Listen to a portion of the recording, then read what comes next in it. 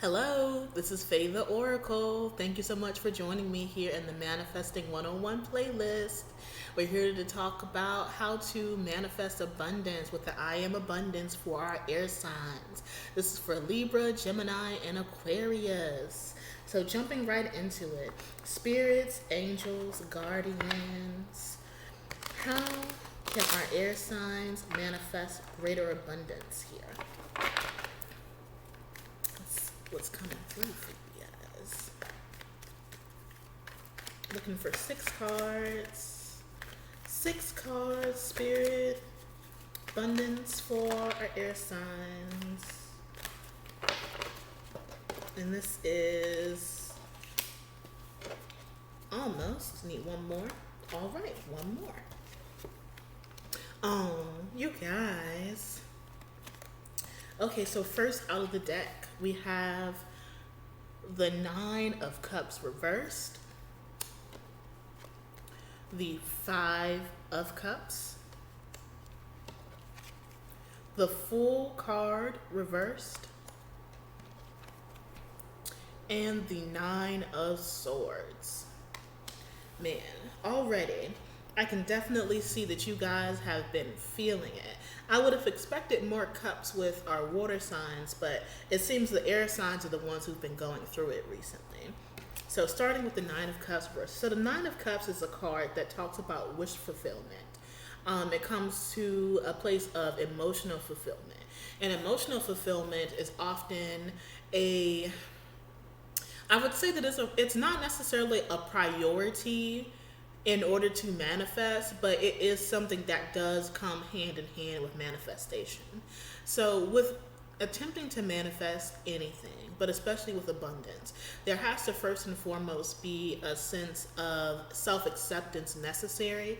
As a result of self acceptance, you're allowing yourself to actually be at peace with who you are. And when you're at peace with who you are, you're in a place to be of reception or receiving the things that are going to be given to you by the universe.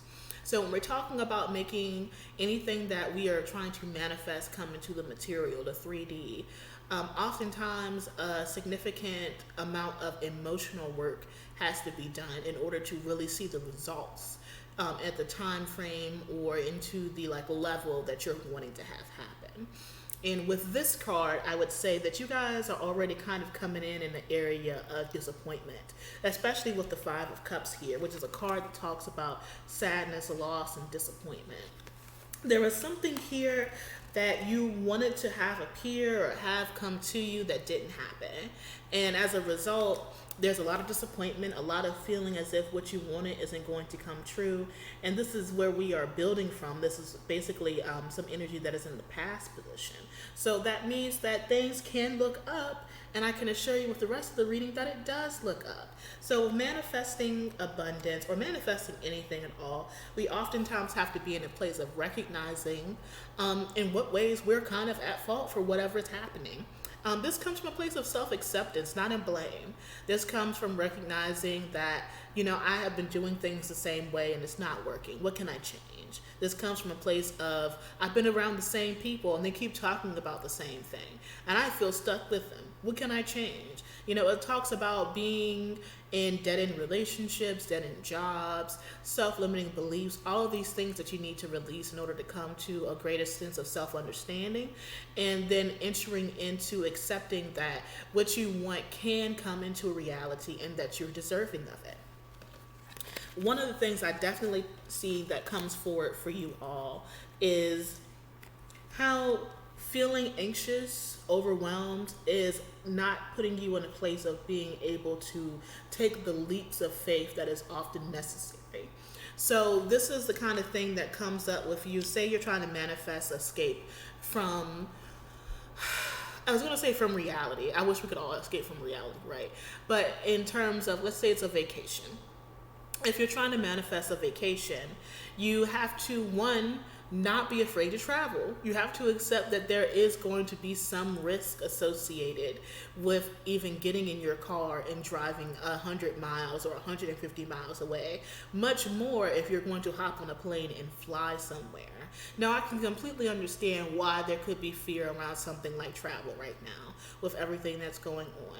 But I also know that what we can make abundantly clear is that no matter where you were going or when, you were always going to be at risk of having something happen to you that didn't go to plan or that you weren't expecting. And this is where we are able to plan for things to like a thorough nature or to a thorough place where we are accounting for all the potential risk associated with enacting this plan to accomplish whatever it is that we want. The Fool card showing up reversed talks about how there is an opportunity out here. There is a new beginning. There is an adventure that you can be undertaking, but you have to be willing to put aside your anxiety and take the risk associated with going out and trying something new or taking a chance on an opportunity that has presented itself to you. One of the things that I feel comes with accepting that not everything is going to be the right fit is that you have to try it first. You know, you go to a place to go shopping, you have to try the clothes on. You have to see how they look. You have to turn around in the mirror and observe everything from every angle. Some things aren't going to be a good fit. And maybe that means you need to try a different size, or you just need to accept this item isn't for you or to your best personal benefit, and it's time to put it aside and find something that is a better fit.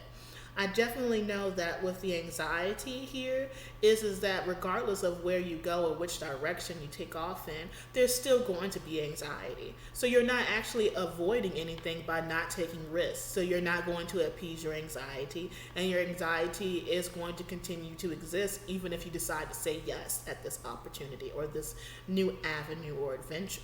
So you might as well recognize that you can face your fears in spite of the fact that you feel afraid, and that you should take that leap of faith anyway. One thing I know for sure is that manifesting does require a huge amount of faith. You don't know in what way, shape, or form what you're asking for is actually going to show up. And as a result, you don't know which opportunity is going to play out the way that you need it to or not. You just have to be willing to say yes and go. And that can be difficult. It is very difficult because as human beings, we have come to understand that we have a certain measure of control. And by releasing that control and allowing the universe to take us where it will, we are allowing ourselves to enter into a plane of reality that we've never experienced before, where we actually get everything that we're wanting and deserving. So if you've been wanting to quit, you may have to recognize that there's never going to be a good time to quit. You might just have to do it. I can't say, quit your job today and then don't worry about your bills or anything like that. But you can definitely start making a plan to quit. And anything, if you want to resign, you can tell them you're leaving at any point. They just need to know that you're going. Hey, I'm leaving in a month, or I'm leaving in 2 months, or I'm leaving in 2 weeks. And you can give yourself time to plan, to get your finances in order, to turn to family and friends and say you're going to need support. Whatever it is, it doesn't really matter. The fact of the matter is that you just need to know that I'm going. As soon as I get an opportunity, I'm leaving. As soon as I get the opportunity, I'm out. As soon as, you just only need to make a way. I've even said before, I don't know what job I'm having. I don't really even care. If I'm trying to leave somewhere, all I ask is that you help me get an interview and I will seal the deal. And I have gotten those interviews, y'all, I tell you. And it's just one of those things where with the Wheel of Fortune that we have here, it's being made abundantly clear that whatever it is that you're scared to take that leap of faith on, it is going to turn out in your favor because the Wheel of Fortune is upright and it's completely where you need to be in order to know that you're going to be able to leap and land safely with the Star card here. There's going to be a period of recovery, I think. It's kind of like shock.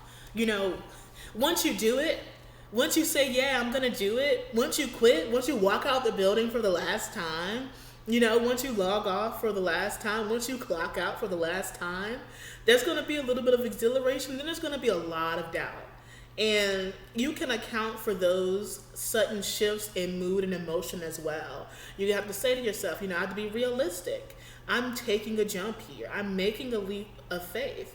it's not going to feel as if it's going to be the right decision the entire time, because you're literally walking out on faith and waiting for the universe to catch you on the other side. And unfortunately, it's not going to always feel like you can just knock on the universe's door and be like, y'all got me, right? You have to know. You have to believe it. You have to say to yourself that it is so, and that I'm putting all of my ducks in a row so that I can give myself the best potential in order to move forward with this idea, with this new particular position, this new opportunity, this new decision. And you have to be willing to say yes. And saying yes is all that they need. Honestly, I would say that is what they're waiting for at any given amount of time. Because you have to understand that, like, our spirit guides, our ancestors, they are here watching us 24/7. They do not need rest. They do not get tired. If you're sitting on the couch looking at TV, they are sitting with you, watching you look at TV, wondering, when is she going to do it? You know, when is he going to do it? When is she going to call him and tell him how she feels? When is he going to finally just say, I'm going to start this business? It's just a matter of you saying yes, of praying, of moving out on faith, of recognizing that that jump is the first step that you need to take. All of it comes with you saying, I'm doing it. This is it. I'm doing it. You tell everybody else that too if you need to, or don't tell anybody at all. Move in silence. It doesn't matter. What does matter is that you understand that you are capable. You are perfectly safe, and you're going to take all the necessary precautions, and you're going to make this be a good fit. And if it's not a good fit, that's fine, because it's your life anyway. And nobody can know what's going to make you happy except you. And you have to find out sometimes by trying things that you didn't even know that you would be able to do. Now, one thing I can definitely say about releasing control is that there's also a great amount of sacrifice involved with that. Whether it be sacrificing old ideas, recognizing that you have to leave an old job in order to start a new one, or just knowing that you have to leave behind bad habits, old patterns, whatever has been holding you back. And so I'm looking for another 6 cards from my Angels of Emanation deck, which I closely tie with messages from my ancestors. What do our air signs need to sacrifice or acknowledge, I should say, to get what it is that they are attempting to manifest? Oh, you guys have been through some stuff, I can tell you already, just from the cards. And this is more than 6, but I'm going to keep them anyway. All right, so where do we start here? Okay.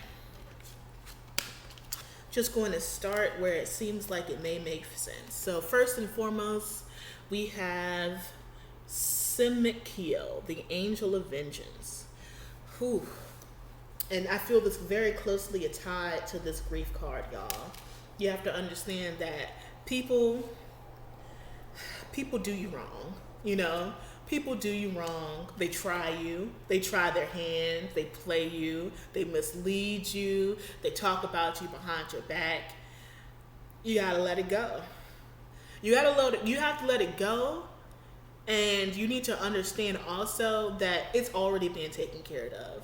Like I told you before, your ancestors, your spirit guides, your angels, they see you, but they are not just, confined to one place.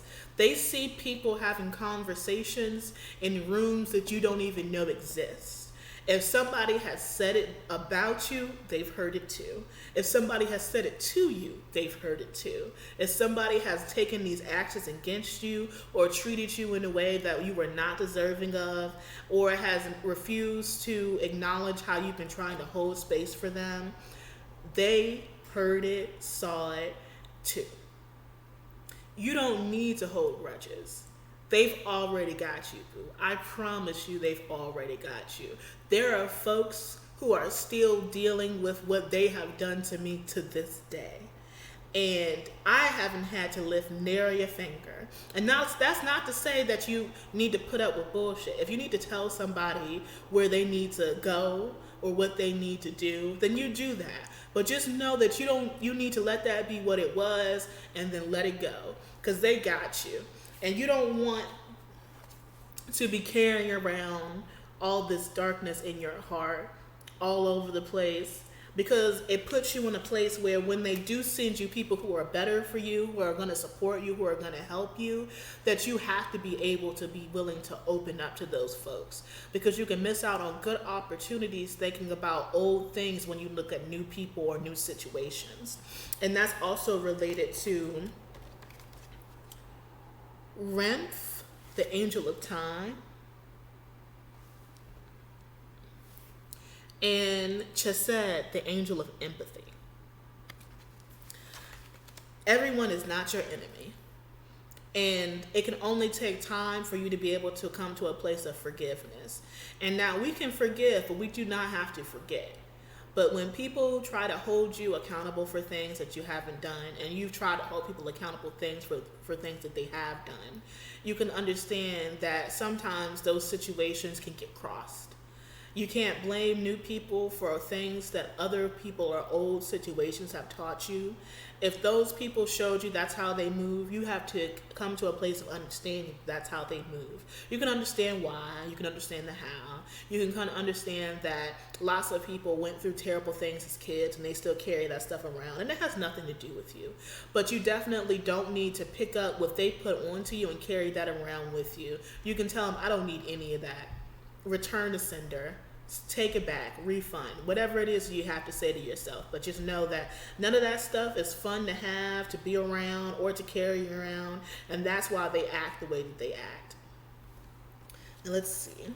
Because there's really good things coming for you. There's really good things coming for you. And then I'm going to close up with this card on that particular aspect, which is Javura, the angel of judgment. Once again, they saw, they heard it too. They know they're going to take care of it for you. And they're sending out all these great messages with Gabriel, the angel of heralds, and with Israfel, the angel of song. Talk about how you feel. Talk about how you feel. Share that pain with people. Let them know that this is something that you've been through. Write songs about it if you need to. Know that songs are likely being written about you as well. Oftentimes we forget to recognize ourselves from every angle, and we don't necessarily have a place to acknowledge how we were at fault in the situations we were involved in. And that's not about blame. That's about self-acceptance. We're not always going to act in our best benefit and stay in situations way too long, but we're also not necessarily going to be in a place of calling ourselves out when we have also been responsible for causing some kind of harm. And it's not as if you have to go around punishing yourself. Just recognizing that you've done wrong and that you want to be a different person is enough. If you can atone to somebody directly through some kind of action or means, I do recognize that it is sometimes necessary for you to do so. But otherwise, it's important to live, to learn, and to move forward with being the best person you can. And that comes with the energy of Malkuth, the kingdom. The table has been laid for us, y'all. It has. We have been prepared a seat, and it is only our responsibility to accept it. And self-acceptance is a huge part of manifesting. Once we come to a place of self-acceptance, we can recognize that the things that have happened to us in the past are just that, things that have happened to us in the past. You don't need to carry them with you any far further than what you have at this exact moment, and you can leave behind anything that no longer serves you. You're completely able to set the narrative for your life, and if you want to rewrite a story where none of that stuff happened, then that's fine, honestly. Accept it has happened, and then decide that you don't need it to be a part of your life's journey anymore. Moving forward is a big part of manifesting because it allows us to be in a place of receiving everything the universe wants to send to us. So, one of my favorite mantras is, I surrender to the universe and all it has in store for me. And it helps me get through anxiety, through depression, through anger, through hurt, and recognizing that these situations occur because everybody has complete and absolute choice in what they do at any given time, meaning if they're good to you or if they're bad to you, and vice versa. And we can only be an acknowledgement of who we are and an acceptance of who we are. We can accept others for who they are. But I thank you so much for joining me today in this Manifesting 101 lesson for our air signs. As always, if you would like a personal reading, you can click the links in the bio below. And please remember to like, subscribe, and hit the notification bell if you'd like to see any new posts coming from me. But I thank you so much for joining me today. Have a good day.